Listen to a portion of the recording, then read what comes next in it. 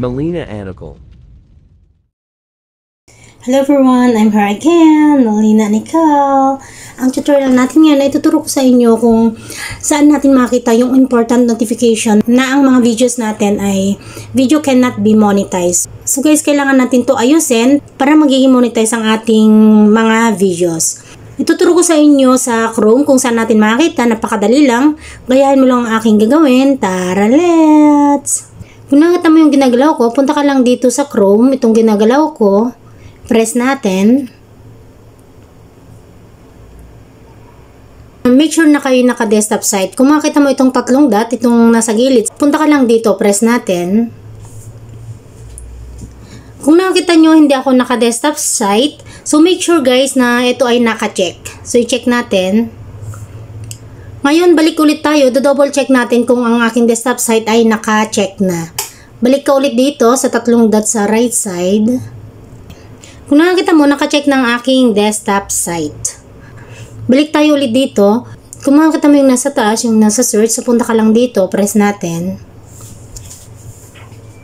I-search mo lang yung studio.youtube.com.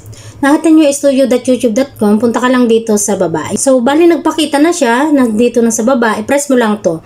YouTube Creator Studio, studio.youtube.com. So, press mo lang to, press natin.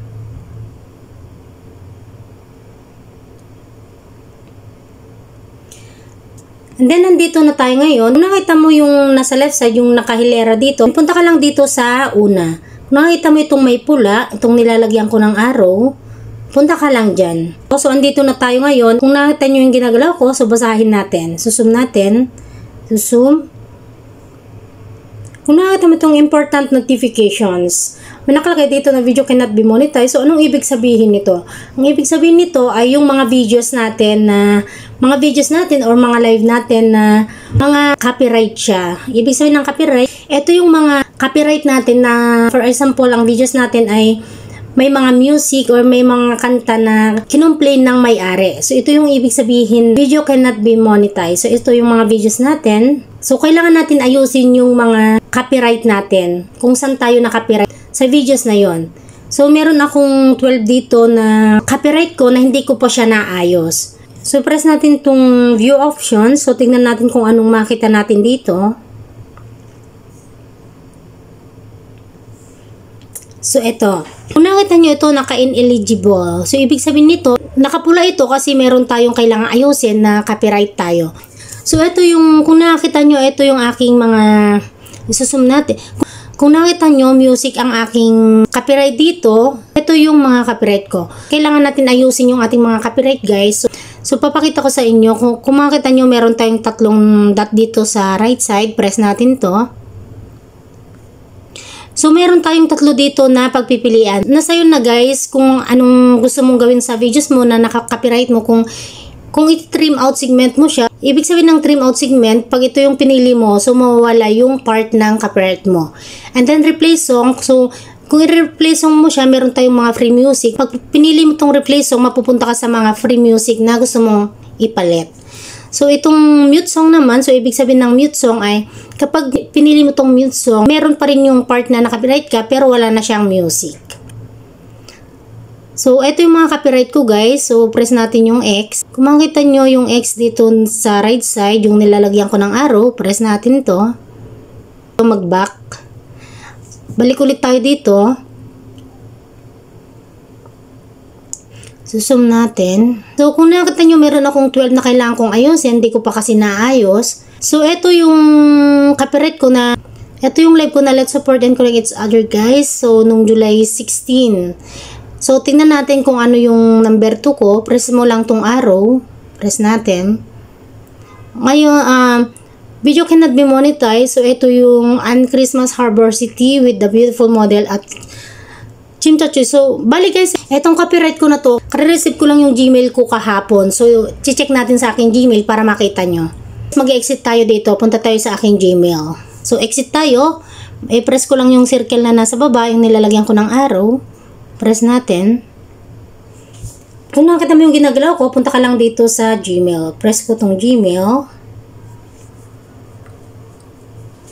So, hanapin natin yung copyright ko na yan.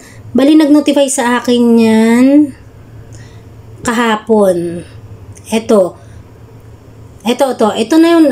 Na-receive ko lang to kahapon nung 28. So, 29 ngayon. So, no, 28 ngayon. I-open natin to. Open ko. Kung makikita nyo ito, nag-video cannot be monetized kasi meron akong copyright dito na music.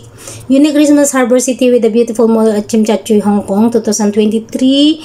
So, ito yung kahapon. Yan yung copyright claim ko na nag-notify sa akin kahapon sa aking Gmail. Kung nakikita nyo, nag-complain siya sa akin. So, babasahin natin. Yan. Hi Malina Nicole, copyrighted content has been detected in your video. Unique Christmas Harbor City with the beautiful model at Chimchachoy, Hong Kong, 2023. So, ang sabi dito, the visibility of your video is not impacted, but you can no longer monetize it. The copyright owner is now either monetizing it or receiving analytics about it. This is not a copyright strike and does not affect your channel. So, ito guys, kung nakita nyo yung content use, ito yung music. Ito kasi meron akong ginamit na music, kumukuti-kuti tap. So, ito yun. Dito ako na copyright. So, content owner, so ito yung kinumplain ng may-ari ang aking kanta. So, ayan. Kung nakita nyo guys, ito na siya. So, ito yung copyright ko na kailangan kong ayusin. So, balik ulit tayo sa Chrome. Mag-exit ulit tayo. Press natin yung circle doon sa baba. Punta ka ulit dito sa Chrome. Press natin. Balik ulit tayo dito. Kung nakita nyo, ito na siya. So, press natin tong view options. Pakita ko sa inyo kung saan ako na copyright.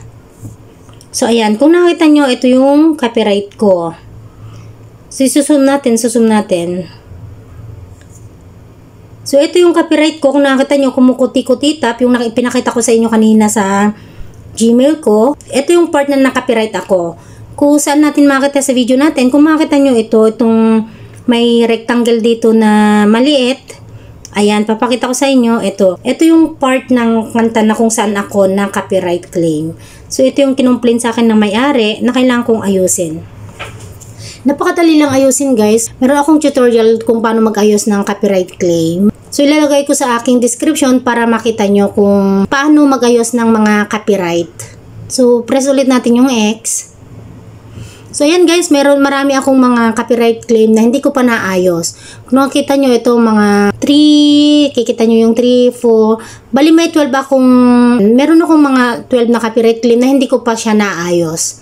So, ganyan lang kadali guys kung saan natin makita ang important notifications na kailangan na nating ayusin para magiging monetize ang mga videos natin. See you on my next tutorial. Thanks for watching. God bless us all. Bye-bye!